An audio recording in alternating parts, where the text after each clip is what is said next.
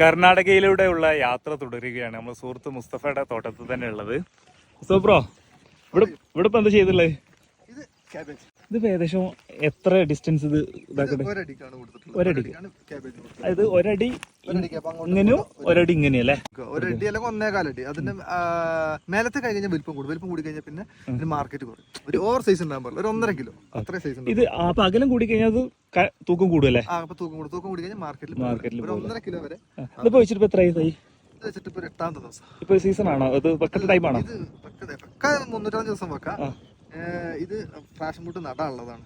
ആദ്യം കാബേജ് വെച്ച് ഇനി തയ്യ കൊണ്ടുവച്ചു. പാഷൻ ഫ്രൂട്ട് തൈ കൊണ്ടുവച്ചിട്ടുണ്ട്. ഒരു 10 ദിവസത്തിനുള്ളിൽ ഇത് ഫുള്ള് വെക്കും. തൈ വെക്കും. അപ്പൊ ആ തൈ കയറി വരുമ്പോത്തിന് ഇതിന്റെ കാലാവധി എത്രയാണ്? കാബേജ് 80 മുതൽ 100 ദിവസം വരെ അതിനുള്ളിൽ ഹാർവെസ്റ്റ് ചെയ്യാം. അപ്പൊ ഒന്ന് വള്ളി മറ്റേത് കയറി വരുമ്പോത്തിന് എന്ത് ചെയ്യാം? ഇത് വെള്ളമെടുക്കാൻ പറ്റൂല്ലേ? ഏകദേശം എത്ര തൈ വെച്ചിട്ടുണ്ടാവും ഇപ്പൊ ഈ ഗ്യാപ്പില്? ഈ ഒറ്റൊരു ഗ്യാപ്പിൽ 20,000 തൈ ഉണ്ട്. ഇനിയിപ്പോ മേലത്തേക്ക് ഒരു 15,000 തൈന് ഓർഡർ കൊടുത്തിട്ട് ഇന്നോ നാളായിട്ട് എത്തും. 20,000 തൈ ഇപ്പൊ ഈ കാണുന്ന ഈ പച്ചപ്പ് ഇവിടെ നിങ്ങളുടെ ഇത്ര ഏരിയയില് ഇത് എത്ര സെന്റ് ഉണ്ടാവും എന്നുള്ളത്? ഒരു ഏക്കറിൽ 25,000 തൈയാണ് വെക്കാം. ഒരു ഏക്കറിൽ 25,000 തൈ അല്ലേ?